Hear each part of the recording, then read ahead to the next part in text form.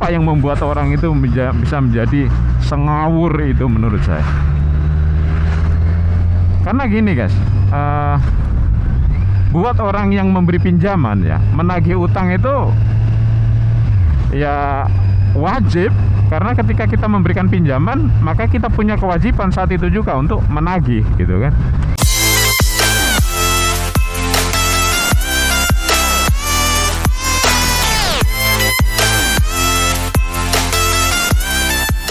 Halo, assalamualaikum, selamat pagi guys. Jumpa lagi dengan kami ya, MBC ya. Selamat datang buat kawan-kawanku yang sudah join kembali. Selamat datang juga buat kawan-kawan yang sekedar mampir ya.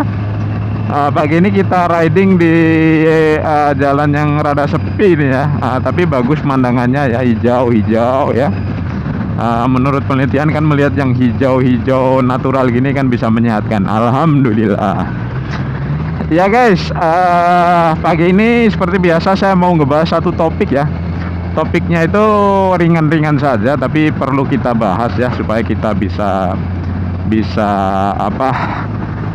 dapat satu manfaat yang menurut saya. Jadi gini, topik pagi ini tuh gini, kamu itu ngutang atau minta? Gitu guys. Kamu itu ngutang atau minta? Nah, kenapa saya terpikirkan untuk membahas konten ini guys ya?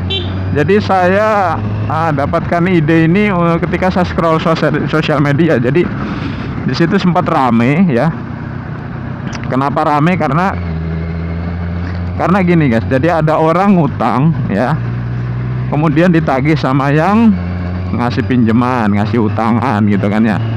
Nah dia itu tidak membayar hutangnya ya, tidak membayar hutangnya, tetapi dia itu datang ke rumah yang minjemin dia ya, datang ke rumah yang minjemin dia, kemudian merusak rumahnya guys. Saya sempat diem sempat heran, maksudnya gimana ceritanya, udah pinjem uang, waktunya mengembalikan, dia datang ke rumah, ngerusak rumah orang yang ngasih pinjaman hutang dia. Jadi saya jadi diem, maksudnya apa, saya merenung guys. Ini kan bukan hanya kurang ajar, ini sudah kejahatan kalau menurut saya ya. Jadi saya diam, saya berusaha merenungi apa yang ada di dalam cara berpikir orang yang ngutang terus ngerusak rumah orang yang bantu dia itu. Gimana cara berpikirnya dia itu? Apa yang membuat orang itu bisa menjadi sengawur itu menurut saya? Karena gini guys, buat orang yang memberi pinjaman ya, menagih utang itu ya wajib. Karena ketika kita memberikan pinjaman, maka kita punya kewajiban saat itu juga untuk menagih gitu kan. Nah, orang yang diberikan pinjaman seharusnya paham bahwa ketika dia minjem, saat uang dia terima, dia juga punya kewajiban, apa itu, mengembalikan pinjaman. Nah, ketika ditagih utang kemudian datang ke rumah orang yang ngasih pinjaman, ngerusak rumah, itu seolah-olah si orang yang ngutang itu bilang, kamu itu mengganggu hidup saya gitu kan, mengganggu hidup saya. Nah, setelah saya merenung, kenapa bisa terjadi seperti itu? Salah satu mungkin yang saya bisa sampaikan, mungkin orang ini tuh nggak ngerasa ngutang guys. Jadi gini, bayangan saya, orang ini itu sebenarnya nggak, dari awal nggak pengen ngutang, dia tuh pengennya minta. Minta itu apa? Minta itu ya meminta sesuatu diberi orang lain dan sudah selesai, nggak ada kewajiban mengembalikan gitu kan.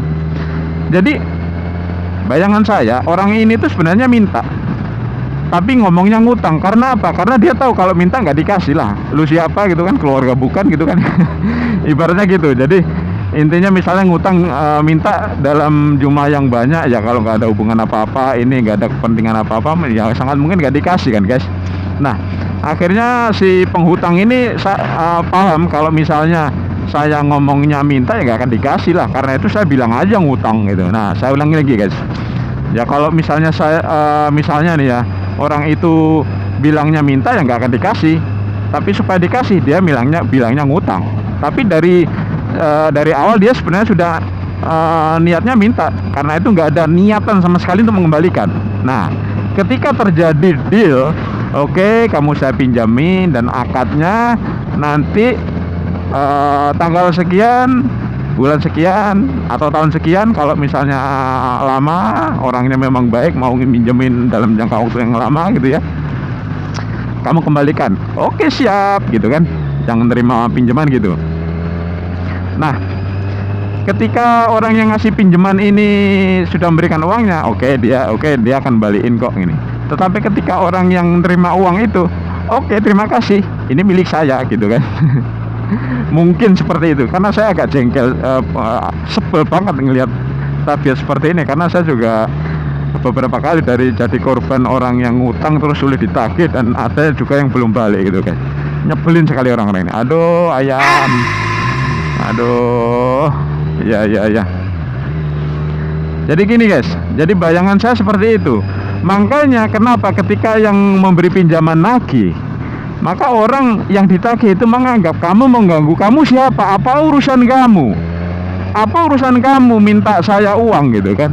Ngembalikan apa? Saya nggak pernah punya utang. Saya itu dari awal itu niatnya minta, cuman saya ngomongnya ngutang. Mungkin seperti itu, mungkin lah ya.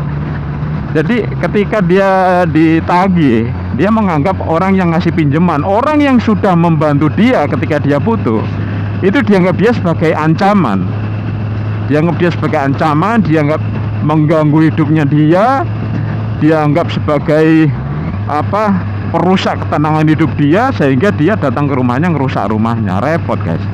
Nah itu guys, jadi gini guys, saya nggak tahu detailnya seperti apa ya, tapi ya saya muslim. Rasulullah pernah bilang bahwa pengen tahu karakter asli sebenarnya orang itu seperti apa, ya berurusanlah uang dengan dia gitu. Kurang lebihnya seperti itu, tapi detailnya bahasan seperti apa saya kurang tidak ingat ya, tapi kira-kira seperti itu. Dan itu memang benar guys, kalau orang sudah baik, sudah jelek dalam urusan uang, itu kemungkinan memang dia bukan orang baik. Kalau pengalaman saya berurusan dengan penghutang lah ya, mau tampilannya seperti apa, agamis kak, aduh saya sudah pernah mengalami semua. Jadi guys, hati-hati kalau kalian meminjamkan ya. Kalau perlu tanya gini, oke, sebelum tak pinjemi, aku nanya, kamu ini minjem atau minta? Ya, kamu ini minjem atau minta? Kalau minjem berarti ada waktu mengembalikan, paham? Kalau dia bilang paham. Nah, oke, berarti dia paham. Ini bukan minta, artinya apa? Kamu jangan marah kalau nanti saya tagih. Ya pastikan minimal dia ngomong ya saya nggak marah, walaupun akhirnya dia nanti marah, urusan lain. Paling nggak ada akad-akadnya guys. Ya pastikan kalau ini pinjaman ya, bukan ngasih. Jadi kamu punya kewajiban, dan kalau saya mau nagih itu nagih ya, bukan saya minta uang ke kamu, tapi kamu mengembalikan uang kepada saya. Nah kira-kira gitulah guys ya. Jadi sekarang kalau minjemin uang itu tolong tanyakan sedetail mungkin ya, seperti itu. Ini ngutang atau minta, atau kalau perlu tanyakan detail dulu keperluannya apa. Kalau dia nggak mau ngasih tahu keperluannya apa, sudah stop. Ngasih tahu keperluannya aja nggak mau, untuk apa kita pinjemin ya kan? Iyalah, harus jujur lah ya.